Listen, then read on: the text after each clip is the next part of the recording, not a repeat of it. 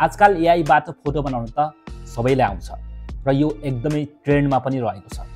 तर कुरा के छ त भने पछाडि जबसम्म हामीले एआईलाई सही प्रकारको प्रम्प्ट दिँदैनौँ तबसम्म हामीलाई एआईले सही रिजल्ट दिँदैन, हामीले चाहे अनुसारको रिजल्ट चाहिँ दिँदैन।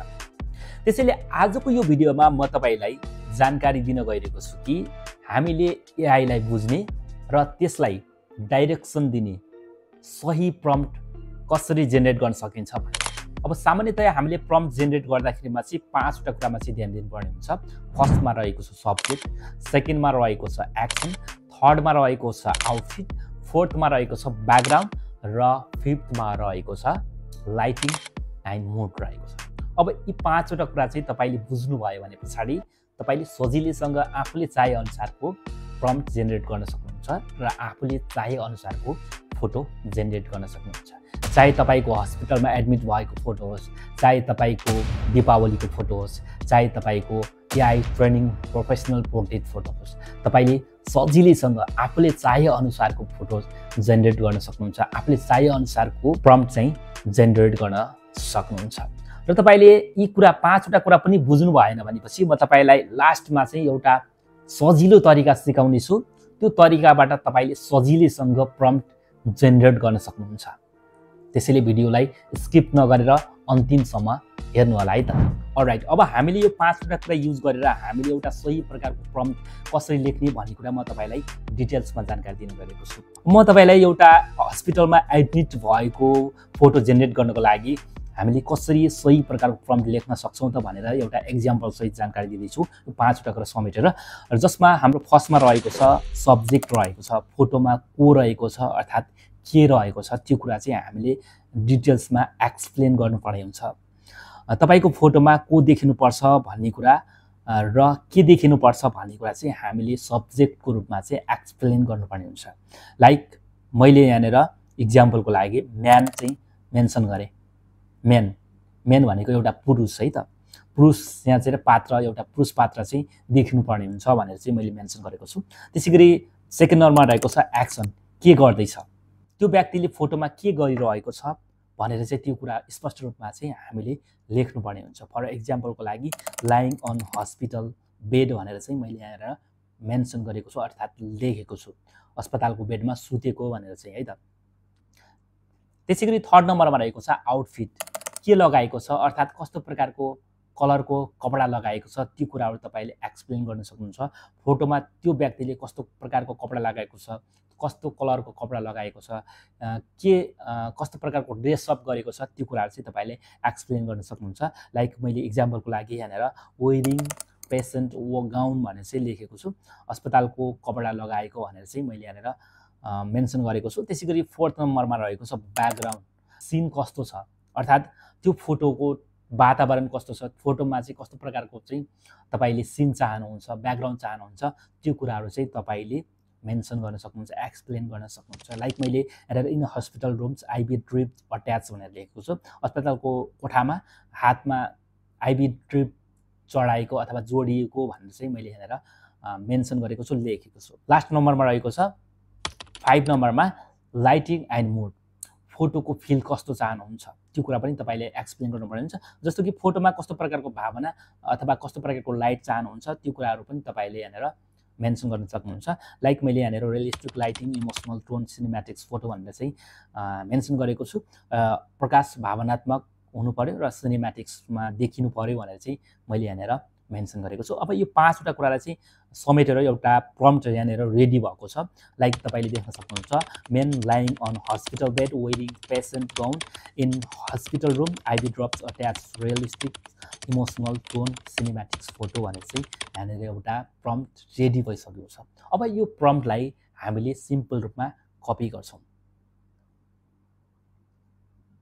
कपी गरिसके पछाडि अब हामीले जिमिनाई एप भनेर चाहिँ डाउनलोड एन्ड इन्स्टल गर्नुपर्ने हुन्छ।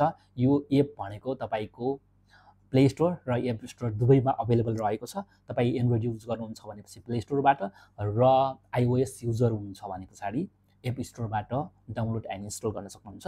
मैले यहाँनिर अलरेडी इन्स्टल गरिसकेको छु, तपाईले पनि इन्स्टल गर्नु होला, सजिलो छ। तपाई प्ले स्टोरमा जानु होला, जिमिनाई टाइप गर्नु होला र इन्स्टल गर्नु होला। तपाईँलाई सम्भवतः थाहा भइसकेको छ होला। र तपाईँले यो एप्लिकेसनलाई ओपन गर्नु होला। यो एप्लिकेसनलाई ओपन गरिसके पछाडि तपाईँको यो अप्सन छ, लाइक म माउसको युज गर्न गइरहेको छु तपाईँलाई सजिलो होस् भनेर। राइट, सो तपाईँले जिमिनाई एप ओपन गरिसके पछाडि तपाईँको अब यहाँनिर यस्तो प्रकारको एउटा अप्सन पाउनु भएको छ। यो अप्सनमा एकचोटि क्लिक गर्नु होला र यहाँनिर तपाईँले विभिन्न अप्सनहरू देख्न सक्नुहुन्छ। त्यो मध्ये तपाईँको यो क्रिएट इमेज भन्ने अप्सन रहेको छ। यसमा क्लिक गर्नुभयो भने पछाडि अब तपाईँले प्लसको आइकनमा क्लिक गर्नु होला र तपाईँले ग्यालेरीमा क्लिक गर्नु होला। अब तपाईँले आफ्नो फोटो अट्याच गर्न सक्नुहुन्छ। र अर्को कुरा के छ त भने पछाडि तपाईँले आफ्नो फोटो अट्याच गर्ने बेलामा चाहिँ ध्यान दिनुपर्ने कुरा के हो त भने पछाडि तपाईँको फोटो भनेको एकदमै क्लियर हुनु पर्यो। क्लियर भन्नाले तपाईँको जुन फेस छ त्यो फेस चाहिँ क्लियर हुनु पर्यो। तपाईँको बडीसँग मतलब भएन कि तपाईँको जुन फेस छ त्यो फेस चाहिँ क्लियर रूपमा चाहिँ क्यामेरामा अथवा त्यो फोटोमा चाहिँ आउनु पर्यो। तपाईँको एआईले डिटेक्ट गर्ने भनेको तपाईँको फेस हो, बडीलाई डिटेक्ट गर्दैन। त्यसैले तपाईँको फेस चाहिँ एकदमै क्लियर रूपमा आउनु पर्यो।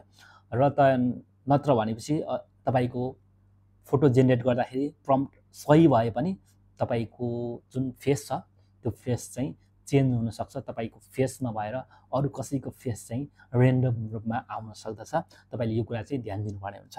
लाइक मैले एउटा फोटो चुज गर्दैछु, मेरो फोटो मैले यस्तो प्रकारको एउटा फोटो एड गरिसकेको छु। मेरो फेस क्लियर रूपमा आइसकेको छ र मैले अघि जुन कपी गरेको थियो त्यो कपी गरेको प्रम्प्टलाई यहाँनिर पेस्ट गरिदिन्छु। पेस्ट गरिसके पछाडि अब मैले यहाँबाट क्लिक गरेर फोटो जेनेरेट गर्नको लागि मैले एआईलाई प्रम्प्ट दिइसकेको छु। अब तपाईँको 10 सेकेन्डदेखि 12 सेकेन्डभित्रमा चाहिँ तपाईँको फोटो रेडी भइसक्छ। लाइक देख्न सक्नुहुन्छ तपाईँको फेस पनि एकदमै रियल छ र यो अलिकति लो क्वालिटीमा आएको छ अहिले चाहिँ देखिएको छ। तर तपाईँले यहाँबाट सिधै डाउनलोड गर्न सक्नुहुन्छ। डाउनलोड गर्नुभयो भनेपछि तपाईँले ग्यालेरीमा गएर हेर्नुभयो भने पछाडि यो फोटो चाहिँ एकदमै एचडी क्वालिटीमा आइसकेको छ र यसको रिजल्ट चाहिँ मैले तपाईँलाई देखाउँदैछु। एकदमै क्लियर एचडी क्वालिटीमा रहेको छ र फेस पनि सेम रहेको छ। यसरी तपाईँले हस्पिटलमा एडमिट भएको एउटा फोटो रेडी गर्न सक्नुहुन्छ। र अब म तपाईँलाई सजिलो तरिका सिकाउँदैछु प्रम्प्ट जेनेरेट गर्नको लागि। प्लसको आइकनमा क्लिक गर्नु होला। प्लसको आइकनमा क्लिक गरिसके पछाडि तपाईँले कस्तो प्रकारको फोटो चाहिँ जेनेरेट गर्न चाहनुहुन्छ त त्यो फोटो चाहिँ तपाईँले सेलेक्ट गर्नुपर्ने हुन्छ। लाइक मैले यो फोटोलाई सिलेक्ट गरेँ र यहाँबाट एड गरिदिएँ। एड गरिसके पछाडि अब तपाईँले यहाँनिर केही कुराहरू लेख्नुपर्ने हुन्छ। लाइक मैले अलरेडी लेखिसकेको छु। यहाँबाट मैले कपी एन्ड पेस्ट गरिदिएँ। म यहाँ आफ्नो फोटो राखेर यस्तै खालको फोटो बनाउन चाहन्छु, त्यसको लागि तिमीले मलाई इङ्ग्लिसमा प्रम्प्ट लेखेर देऊ र फोटोको फेस चेन्ज हुनु भएन भने चाहिँ यसरी लेखिदिएको छु। तपाईँले इङ्ग्लिसमा पनि लेख्न सक्नुहुन्छ, नत्र नेपालीमा लेख्दा पनि यसले नर्मल तरिकाले बुझिहाल्छ र एउटा प्रम्प्ट रेडी पारिदिन्छ। र यति गरिसके पछाडि तपाईँले यहाँबाट सेन्ड गरिदिनु होला। सेन्ड गरिसके पछाडि केही क्षणमा नै जिमिनाई एपले चाहिँ तपाईँको लागि प्रम्प्ट रेडी पारिदिन्छ। अब तपाईँलाई जिमिनाईले प्रम्प्ट दिइसकेको छ। लाइक प्रम्प्ट देख्न सक्नुहुन्छ, 2वटा प्रम्प्ट दिएको छ। तपाईँलाई कुन प्रम्प्ट सही लाग्छ त्यो प्रम्प्ट सिलेक्ट गर्नु होला। लाइक मैले यो तलको प्रम्प्टलाई सिलेक्ट गरेँ। अलराइट, यसरी सिलेक्ट गरिसके पछाडि मैले यहाँबाट कपी गरेँ। कपी गरिसके पछाडि फेरि हामीले यो अप्सनमा क्लिक गर्छौँ र फेरि मैले क्रिएट इमेजमा क्लिक गर्छु र यहाँबाट प्लसको आइकनमा क्लिक गरेँ र ग्यालेरीमा क्लिक गरेँ र यहाँबाट मैले एड गरेँ। एड गरिसके पछाडि अब हामीले जुन कपी गरेका थियौँ प्रम्प्टलाई चाहिँ यहाँबाट पेस्ट गरिदिन्छौँ। पेस्ट गरिसके पछाडि अब यहाँबाट फेरि सेन्ड गरिदिन्छौँ। अब हेरौँ उहाँको फेससँग सेम फेस सहित तपाईँको फोटो आउँछ कि आउँदैन, म तपाईँलाई देखाउँदैछु। यहाँनिर जेनेरेट हुँदैछ। अलराइट, देख्न सक्नुहुन्छ। र तपाईँले यसलाई जुम गर्दाखेरि अहिले अलि लो क्वालिटी देख्नु भएको छ र तपाईँले यहाँबाट सिधै डाउनलोड गर्न सक्नुहुन्छ र यसको रिजल्ट चाहिँ म तपाईँलाई देखाउँदैछु। अलराइट, एकदमै एचडी क्वालिटीमा रियल फेस यसरी तपाईँले एउटा दीपावलीको फोटो पनि जेनेरेट गर्न सक्नुहुन्छ। अलराइट, तपाईँले हेरिसक्नु भएको छ हामीले प्रम्प्ट कसरी जेनेरेट गर्न सकिन्छ र जेनेरेट गरेको प्रम्प्टबाट हामीले आफ्नो फोटो राखेर कसरी रियलिस्टिक फोटो तयार पार्न सकिन्छ भन्ने कुरा। अलराइट, तपाईँले अझै पनि केही कुरा बुझ्नु भएको छैन अथवा प्रम्प्ट लेख्दामा कुनै पनि समस्या छ भनेपछि केही छैन, म तपाईँलाई अझै पनि यी दीपावलीका फोटोहरू तयार पार्नको लागि विभिन्न प्रम्प्टहरू यसै भिडियोको डिस्क्रिप्सनमा राखिदिन्छु। त्यसै गरी हस्पिटल एडमिटको फोटो जेनेरेट गर्नको लागि पनि प्रम्प्टहरू राखिदिन्छु। त्यहाँबाट गएर तपाईँले कपी एन्ड पेस्ट गरेर सजिलैसँग आफ्नो फोटो रियलिस्टिक फोटो चाहिँ बनाउन सक्नुहुन्छ। भिडियोबाट केही कुरा सिक्नु भएको छ भनेपछि कृपया एउटा लाइक र सेयर गर्नुहोला र भिडियोमा केही नबुझेका कुराहरू छन् भनेपछि पनि तपाईँले कमेन्ट सेक्सनमा गएर कमेन्ट गर्नुहोला। यदि तपाईँ डाइरेक्टली मसँग कुराकानी गर्न चाहनुहुन्छ भनेपछि यसै भिडियोको डिस्क्रिप्सनमा विभिन्न सोसल ह्यान्डलका लिङ्कहरू मैले प्रोभाइड गरिदिएको छु, त्यहाँबाट तपाईँ कनेक्ट हुन सक्नुहुन्छ। र आउँदा दिनहरूमा यस्तै खालको भिडियो हेर्न चाहनुहुन्छ भनेपछि तपाईँले यो भिडियो कुन प्लेटफर्मबाट हेर्दिनुहुन्छ, टिकटकबाट हेर्दिनुहुन्छ कि फेसबुकबाट हेर्दिनुहुन्छ कि तपाईँले युट्युबबाट हेर्दिनुहुन्छ, जुन ठाउँबाट हेर्दिनुहुन्छ सब्सक्राइब काम फलो गर्न नबिर्सनु होला आउँदा दिनहरूमा यस्तै खालको भिडियो हेर्नको लागि। यतिन्जेलसम्म भिडियो हेरिदिनु भएकोमा तपाईँलाई धन्यवाद दिँदै आजको यो भिडियोबाट म पनि बिदा हुन्छु। नमस्कार, ह्याप्पी दीपावली।